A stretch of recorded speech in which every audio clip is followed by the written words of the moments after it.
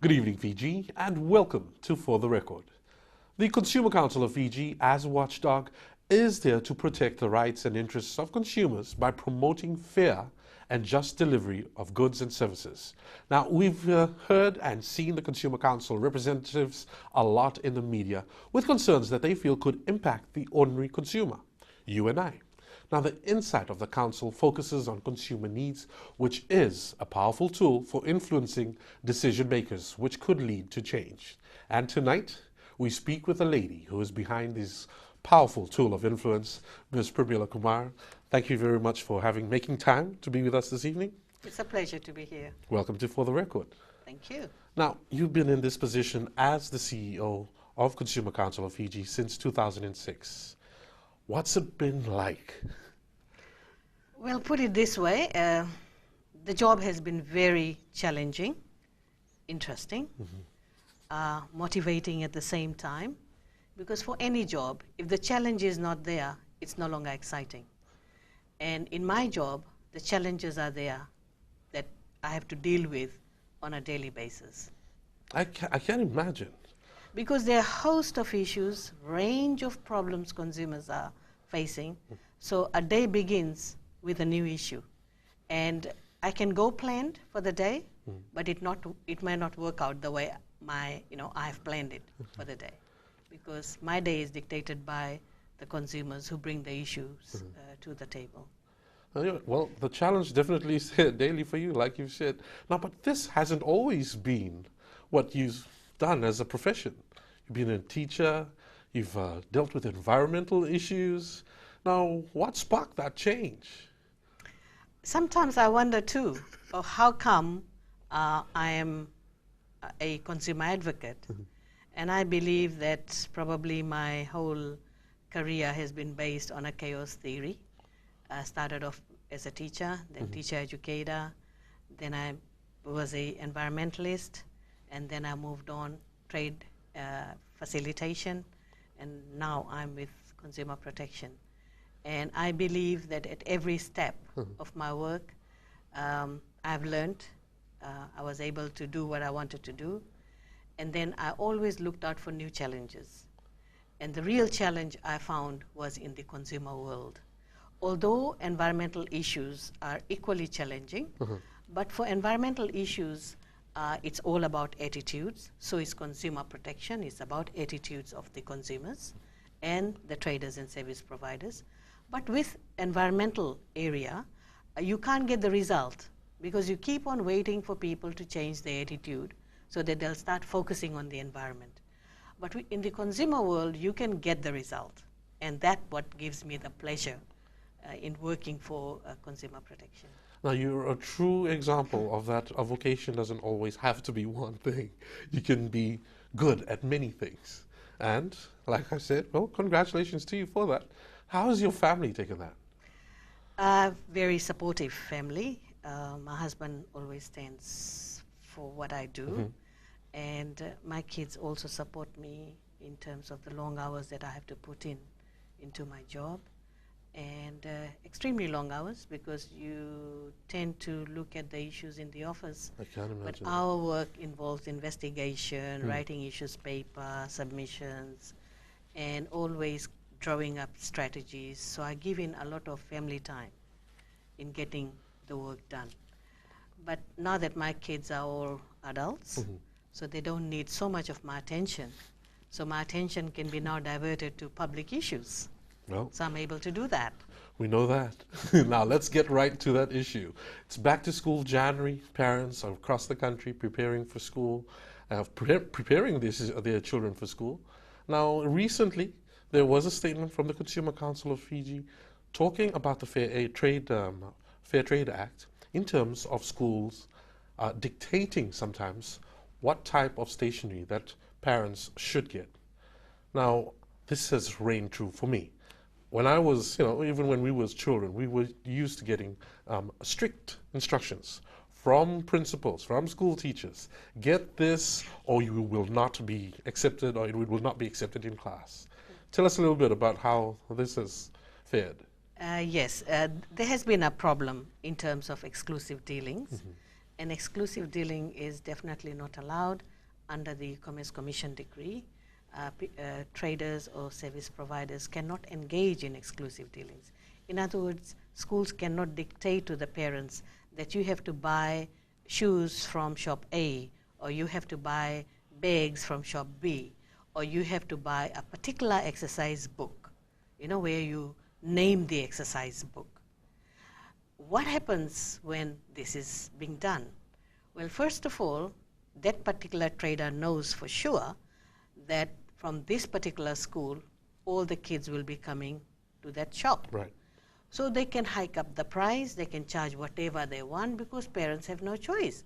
Schools are telling them that you have to buy it from that particular store. Yeah. But in reality, in consumer world, consumers have choice. And that choice should not be denied by any schools by imposing to the parents that you've got to buy things from a particular place. So it's books, sandals. What about school uniforms?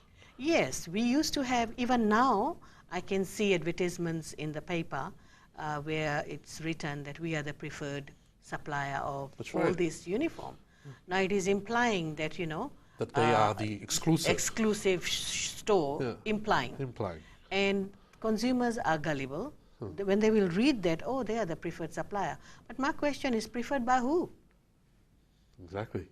You can tell yourself, preferred by me, but the reality is that as a consumer, you make that decision. Because I always say, when you have the money, you have the power. So consumers can decide where he or she wants to buy the uniform. So my advice to the parents are that even though you look at that advertisement, ignore that advertisement. Just crush it and throw it in the bin. Okay. That's what you have to do, because really that's bordering to basically dictating to the parents that, we are. But this is the... Yeah. They are the exclusive suppliers. Yeah. On that note, we'll take a short break. There's still more to talk about. We've got the Consumer Council of Fiji's Chief Executive Officer with us on For the Record.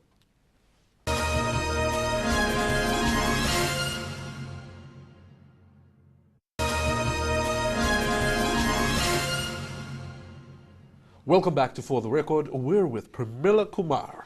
Now, the lady that everyone in Fiji says, take it to Pramila. Now, Pramila, have you had that term before? Yes, I have. Yeah.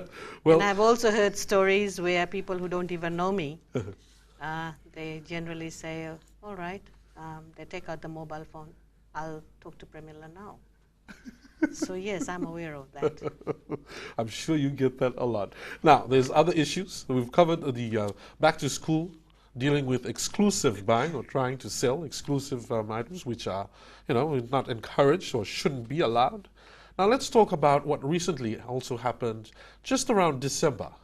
Fiji Tats Lotto, the issue of lottery tickets.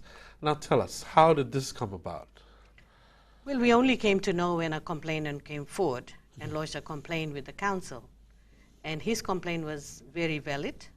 We took all the evidences from the complainant. He played the game, and he went with his coupon to get the numbers checked. So, as usual, people just take in the coupon, give it to the girl to check it on the machine. So when the numbers were checked on the machine, he was told that, sorry, you did not win. But he checked there is no numbers appearing, so that means you have not won. Okay. So he said, okay, fine. Can you list the numbers manually so that I'll go home and check? Okay. So when he took his coupon and he checked the numbers, he found that he had winning numbers.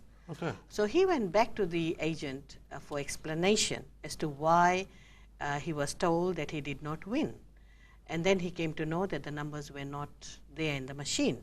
So he had bought a ticket from Tats Lotto. Correct. And numbers didn't register. Yes. And he's back with it. And they've said that, no, there's nothing in there. There is nothing in there. So he says, but my numbers are there. Are the winning numbers? So I've got some winning numbers. And I have won in the 5th division. And he was seeking an explanation as to why this has happened. So what he was told that, look, you have two options here. Either you can get a refund for the game that you played, or you can go into next draw. But he's already paid for a ticket that's already been drawn that has the winning numbers. Absolutely. So when this complaint came to us, we were very concerned, and we thought that we should get some explanation from Tets Lotto so that we understand what really happened. So our investigation has shown that actually those numbers were not sent till Monday morning, although the draw occurred on Saturday, but Monday morning the numbers were transmitted to Melbourne office. So has this been the common practice? I have no idea on that one, Okay. but what I can say is even if it's one complaint, we were able to pick from this one complaint just because he had the winning numbers. Yeah. My concern is those numbers which are not winning numbers, how on earth will you ever know whether your numbers have reached Melbourne or not? So you will never know.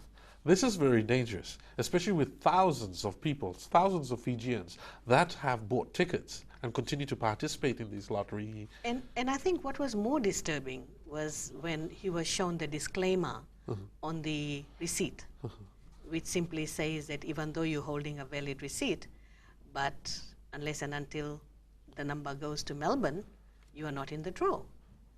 So to me, that's a really unfair Absolutely. condition being imposed on consumers. And if they have paid the money, you've accepted the money, the transaction is complete. And hiding behind the disclaimer simply means that you're trying to cover up negligence. And this is the case of negligence. And what surprises me even more is when consumers have this feeling or thinking that no problem, if the agent has done this, I can go to Melbourne, lodge a complaint and get a redress. But no, you can't, because Tetasel has got its own terms and conditions, which simply says that they will not be responsible to any player or syndicate player if the agent or the retailer who is selling the ticket is found in a situation where they have omitted or they failed to lodge the numbers. So they will not take any responsibility. Which is in our case. So exactly. Any other complaint that we may have, this will always continue because of this disclaimer. Yes, and then again, I find that discriminatory. Absolutely. Because why should the people of Fiji play the game under a disclaimer, whereas the disclaimers are not found in any of the lottery ticket in Australia? Exactly. So here, the Tats Lotto is hiding behind these disclaimers. And why should they be allowed to do that? Because it's the hard-earned money people are parting with, and once they give their money, the transaction is complete.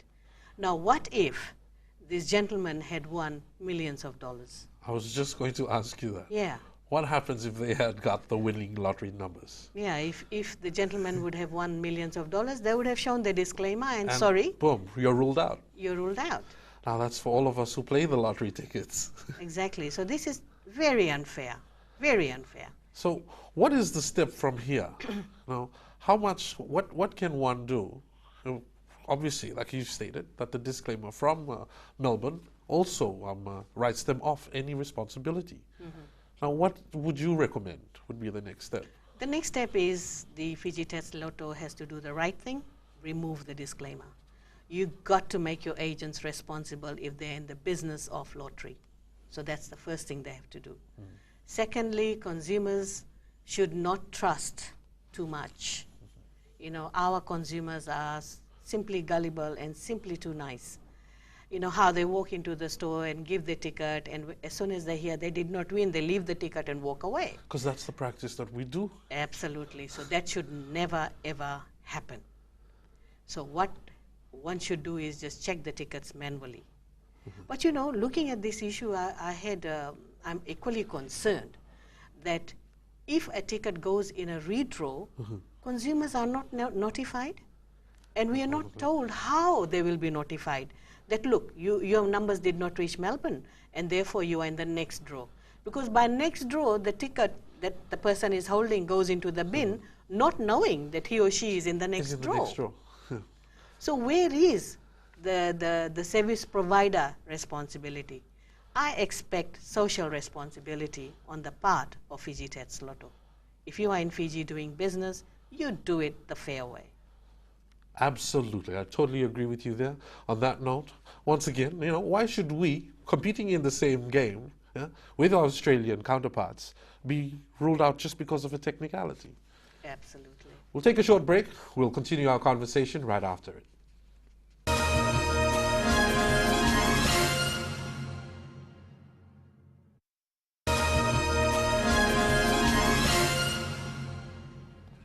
Welcome back to For the Record, and with me this evening, I'm still chatting with the famous Pramila Kumar. Now, Pramila, we've talked about lottery tickets, we've talked about back to school. Something else that recently was in the media, and rightfully so, the demand from the Land Transport Authority for verifications for new applications for driver's license, getting a water bill and getting an electricity bill. He needed both. What is going on? Okay, what would you say? Would this be correct? Would they be all right to ask the consumers for this? Actually, they are not wrong asking for water bill, electricity bill, but they should have used the word either or they should have said you can get either your electricity bill, water bill, your passport, voter registration, like everyone else, all your other ID.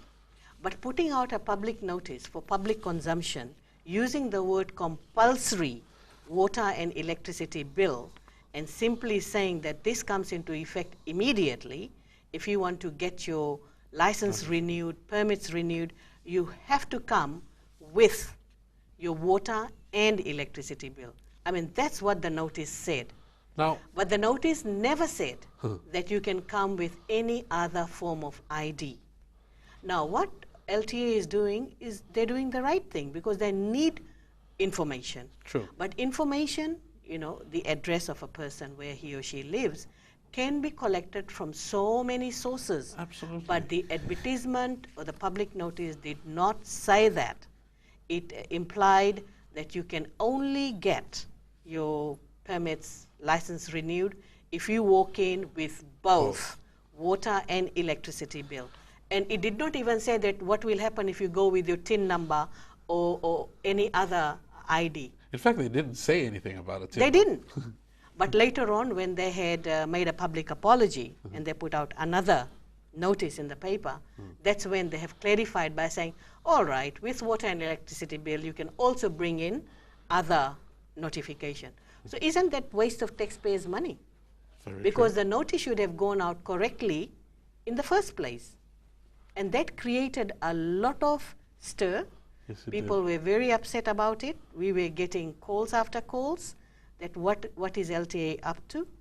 But I'm very happy that LTA has rectified that and they've put out another notice recognizing other IDs as being relevant and valid. Okay. Well, we're glad that they did that because we also got talking about it on our different airways on the 6 stations of the Fiji Broadcasting Corporation, as everyone would have heard too. But also these types of notices, these types by various companies, do you find a lot of these complaints from 2013? Oh, yes. We have come across a number of complaints of that nature where layers and layers of requirements are being imposed onto consumers under the name of customer care, that we value our customer. Well, if you really value your customer, you will try and remove those bureaucracy and make things easier and better for them so that they can survive, they can breathe. True. But here, I mean, if you're going to just impose layers of requirements, terms and conditions, you're not doing anything good. You're just becoming too bureaucratic. And a lot more harder to get to attain the services. Exactly, because the thing they need to consider is what is the rationale of what they're asking. If you can understand what you're asking for, then you just ask for that. Don't go beyond what you don't need. Very true. Now, I've got to ask, okay, the Consumer Council of Fiji is, also part of the Commerce Commission. Okay? There's a lot of, they operate 2 different roles. Could you just clarify for our viewers this evening what the differences are? Well, definitely there are 2 different organizations.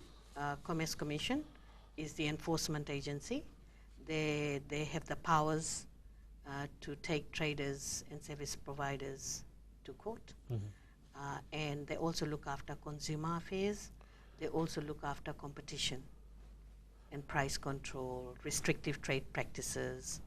So that is the function of Commerce Commission. When it comes to Consumer Council, we are the watchdog.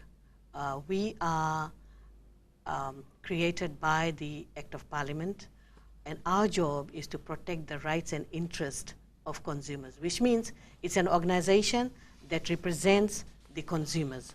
So if consumers are facing any problem, or they want some policy changes, they want some action to be taken, they bring those issues to the council. So obviously you would be riding on the backs of the Commerce Commission, excuse me, for the Commerce yes, Commission. we work very, very closely. In other words, when we receive any complaint where we feel that this can be handled better by Commerce Commission, we refer the matter to them. So yeah, we work very, very closely. Now, is the consumer always, correct? When we consumer is not always right. Let me make this very clear. They are not always right. I've seen that in my job, and this is where the council, my staff, we have to tell them where they have gone wrong, because the rights also comes with responsibility. Absolutely. You cannot just sit there and complain and you want things to be fixed if you're not going to take any action. This is where the consumers are very vulnerable in Fiji and laid back. Laid back is the word. I would and say they always think that, what's the point of complaining because no action will be taken. But let me tell them that their complaints have led to policy changes. A good example is when the age of the second-hand cars were reduced. It was through the complaints that we had collated and we forwarded to Ministry of Finance and to my minister responsible for consumer affairs. And they were able to make a good decision and reduce the age of the vehicle. So consumer complaints plays a very crucial role in bringing about change, to make things work better.